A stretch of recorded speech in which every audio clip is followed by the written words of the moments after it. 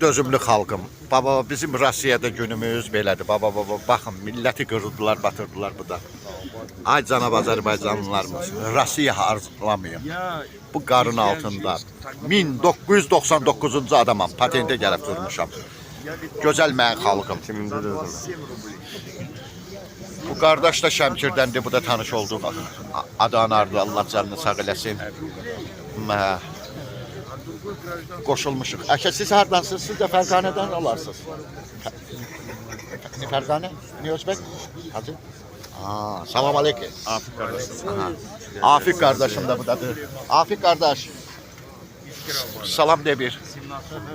Salam aleyküm. Afik qardaş da budadır. Afik qardaş. Sakit kardeşler. Sakit qardaş da budadır. Hamımız budayıq. Kardeşler burada.